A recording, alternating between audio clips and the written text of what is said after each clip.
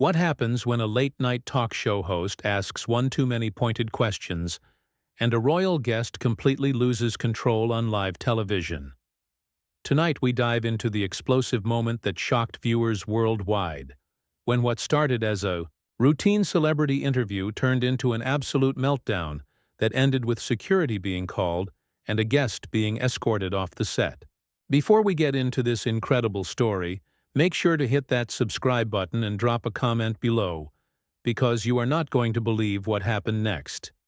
Stephen Colbert adjusted his tie and shuffled through his note cards one final time, as the stage manager counted down the seconds until they returned from commercial break. The Late Show studio buzzed with its usual pre-segment energy, but tonight felt different. His upcoming guest had been making headlines for months with controversial statements and public feuds, and Colbert knew this interview could go in any direction.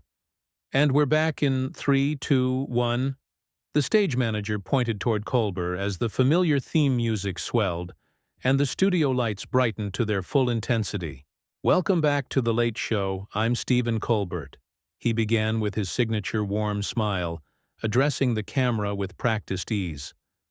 "Tonight I'm joined by someone who needs no introduction, though she certainly keeps giving us reasons to talk about her. Please welcome Meghan Markle." The audience applauded politely as Meghan walked onto the set, her designer dress catching the studio lights perfectly. She waved to the crowd with a practiced smile, but Colbert noticed something in her eyes, a tension that hadn't been there during their brief pre-show conversation. "Meghan, welcome to the show," Colbert said as she settled into the guest chair, crossing her legs and adjusting her posture with deliberate precision. "Thank you for having me, Stephen. It's wonderful to be here," she replied, her voice carrying that familiar polished tone that had become her trademark since leaving royal life. "Now you've been making quite a few headlines recently," Colbert began, leaning forward slightly in his chair. "Your latest interview certainly stirred up some conversation. You mentioned feeling like your voice had been silenced for years. Can you elaborate on what you meant by that?" Meghan's smile faltered for just a fraction of a second before returning to full wattage.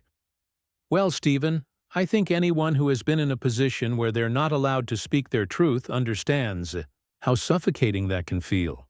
For years I had to bite my tongue, had to smile and wave while people said terrible things about me, about my family.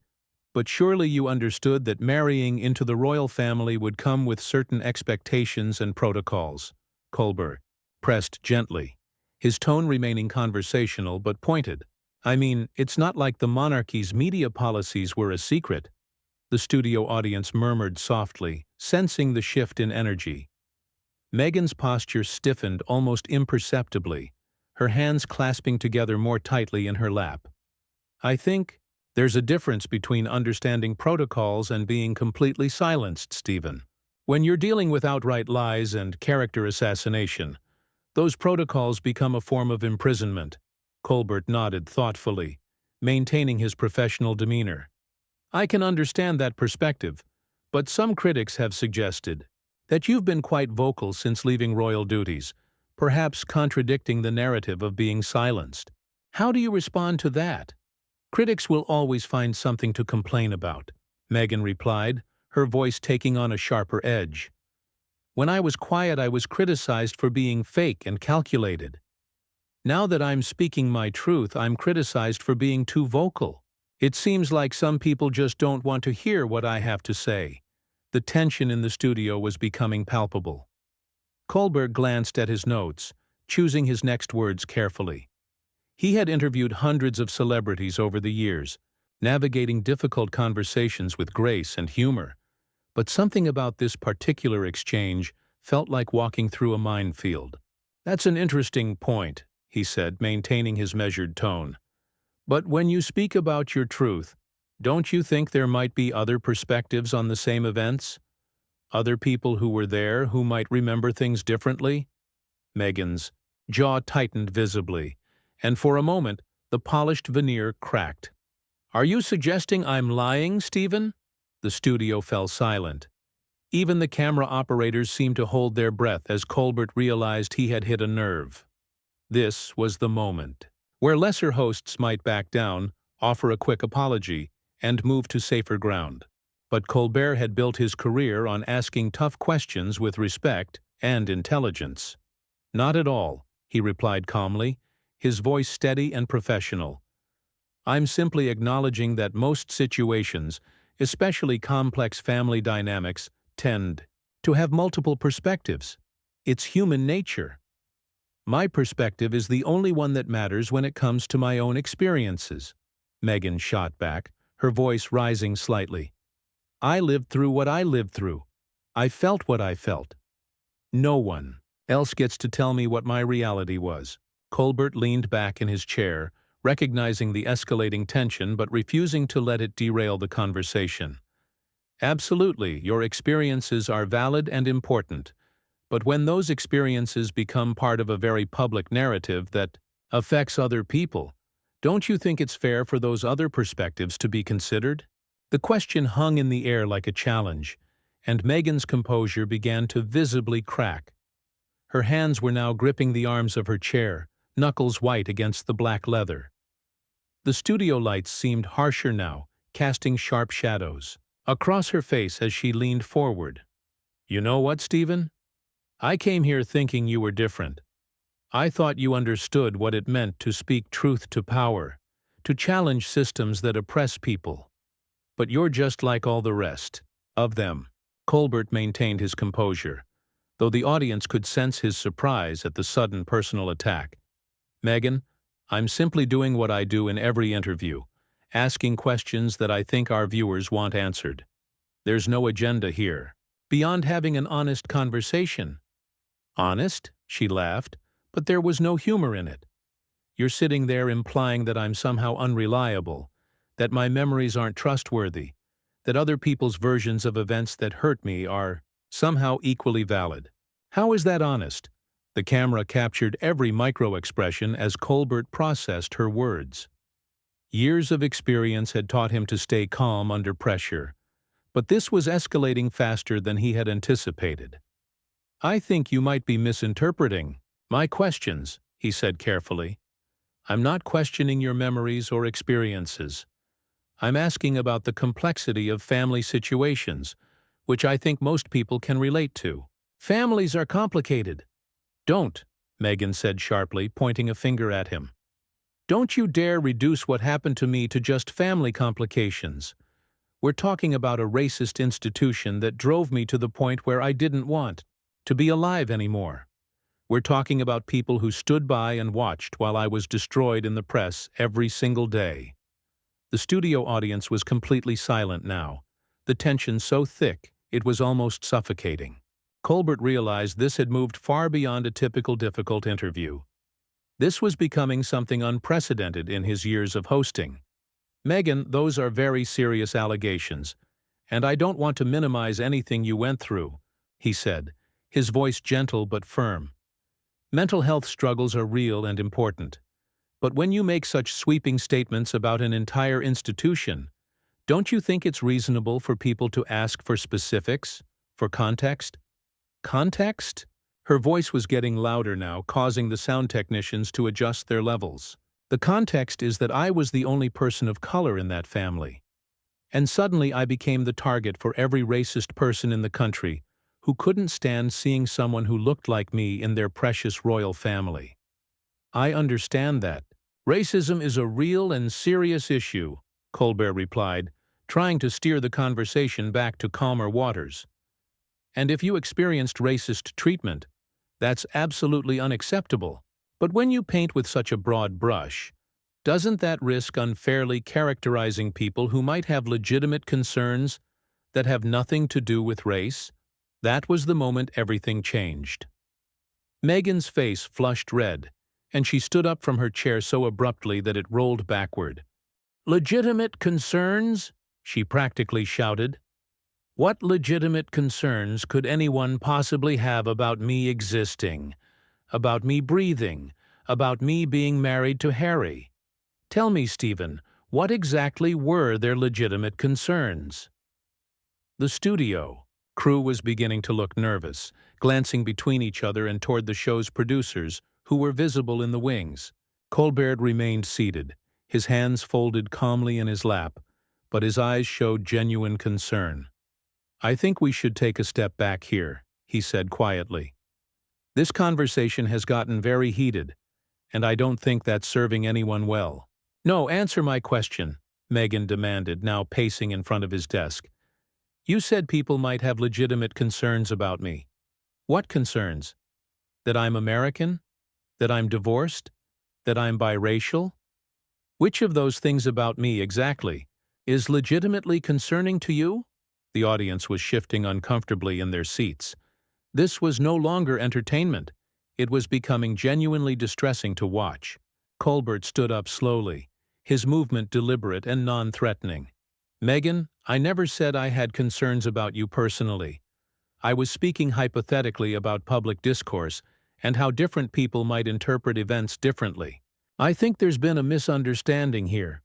"There's no misunderstanding," she snapped. "You're doing exactly what everyone else does. You ask innocent little questions that are designed to make me look crazy, to make people think I'm overreacting, or making things up. It's called gaslighting, Stephen, and I won't stand for it anymore." The producers in the wings were now frantically signaling to each other. The interview had gone completely off the rails, and they were in uncharted territory. Colbert looked briefly toward the wings, then back at his guest. "I think we need to pause here for a moment," he said, his voice remaining calm and professional despite the chaos unfolding in front of him. "This isn't what either of us intended when we sat down tonight." "Oh, isn't it?" Meghan whirled around, to face him directly. "Isn't this exactly what you wanted? To push me until I snapped so you could have your viral moment? So you could be the host who finally broke Meghan Markle?" The accusation hung in the air like a slap. Colbert's face showed genuine hurt at the suggestion that he had orchestrated this disaster for ratings. For the first time all evening, Colbert's composure showed signs of cracking. His jaw tensed as he processed the implications of what she had just accused him of. "Meghan, that's not fair, and you know it," he said, his voice still controlled but carrying a new edge. "I've been nothing but respectful to you tonight. I've asked the same kinds of questions I ask every guest who comes on this show. If you can't handle basic journalistic inquiry without attacking my character, then maybe the problem isn't with my questions." The words hit like a thunderbolt. The studio fell into complete silence, so quiet that the hum of the overhead lights became audible. Meghan's eyes widened, her face cycling through shock, rage, and something that looked almost like panic. "How dare you?" she whispered, then louder. "How dare you tell me what I can and cannot handle? You have no idea what I've been through, what I've had to endure. You sit here in your comfortable little bubble, making jokes for rich white audiences, and you think you can lecture me about handling pressure?" Colbert stood his ground, his years of experience finally taking over. "I'm not lecturing you about anything. I'm simply pointing out that if you can't have a conversation without making personal attacks, then perhaps this interview should end." "Oh, it's ending all right," Meghan said, her voice trembling with fury. "But not before I tell everyone exactly what kind of person you really are. You hide behind this nice guy persona, this liberal comedian act, but you're just another privileged man who can't stand to see a strong woman speak her truth." The audience was completely frozen, witnessing something that would be replayed and analyzed for months to come. Colbert's face remained calm, but his eyes showed the strain of maintaining professional standards under such extreme provocation. "I think we should stop recording," he said quietly, looking toward the producers. "No, keep those cameras rolling," Meghan shouted, pointing directly at the main camera. "Let everyone see what happens when you dare to challenge the narrative. They want to hear. This is exactly what they did to me in England. Exactly what they're still doing to me now." She turned back to Colbert, her finger now pointing accusingly at his chest. "You brought me here under false pretenses.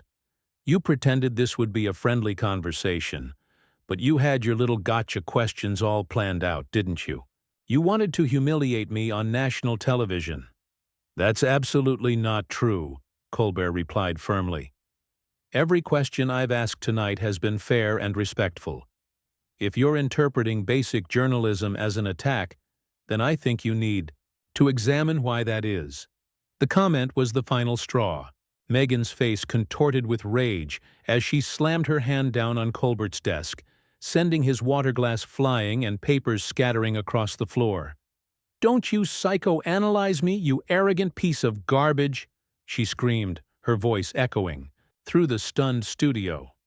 "You think you're so clever, so above it all, but you're nothing but a hack who makes fun of people for a living." The studio security team, who had been quietly positioning themselves near the wings, began moving closer to the desk. The lead producer was now speaking rapidly into his headset, coordinating what had become an emergency situation. Colbert stepped back from his desk as Meghan continued her tirade, waving her arms wildly and pointing at various members of the crew. "This whole show is a joke, just like you are," she yelled. "You sit here night after night pretending to care about social justice, pretending to understand what real people go through, but you're just another rich celebrity playing a character."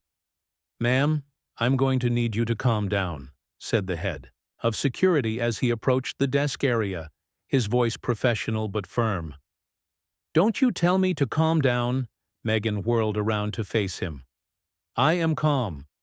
This is me being calm after years of being told to shut up and smile while people destroy my life for entertainment." She turned back to the audience, many of whom were now visibly uncomfortable, some looking toward the exits. "You want to see crazy? You want to see the angry black woman? Well, here she is," she shouted, spreading her arms wide. "This is what happens when you push someone too far, when you take everything from them and then act surprised when they fight back." The security team was now flanking her on both sides, ready to intervene if the situation escalated further. Colbert remained behind his desk, his face a mask of professional concern, mixed with genuine sadness at what was unfolding. "Meghan, please," he said quietly. "This doesn't have to continue. We can stop here, we can talk privately, we can figure this out like adults." "Adults?" she laughed bitterly. "Adults don't ambush people on television. Adults don't pretend to be friendly while they're stabbing you in the back. You're not an adult, Stephen. You're a coward hiding behind jokes and fake concern." The head of security made a gesture to his team, and they began to move closer. "Ma'am, I'm going to have to ask you to come with us," he said calmly. "Get your hands off me," Meghan snapped as one of the security guards gently touched her elbow. "I'll leave on my own. I don't need to be dragged out of here like some kind of criminal." She grabbed her purse from beside the guest chair and turned one final time to face Colbert, who remained standing behind his desk, his expression unreadable. "This isn't over, Stephen. People are going to hear about this. They're going to know exactly what kind of person you really are." As the security team escorted her toward the wing exit, she called back over her shoulder, "You can edit this however you want, but the truth will come out. It always does." The studio doors closed behind her with a soft click, leaving Colbert alone on the set with a stunned audience and crew. The silence stretched for what felt like an eternity before he finally spoke. "Well, folks, that concludes tonight's interview portion of our show. We'll be right back after this commercial break." As the studio faded to black and the commercial break began, viewers around the world were left trying to process what they had just witnessed. That's the story of how a routine late-night interview turned into one of the most explosive television moments in recent memory. What do you think really triggered Meghan's outburst? Was it Colbert's questioning style or something deeper? Drop your thoughts in the comments below and don't forget to subscribe for more incredible stories like this one.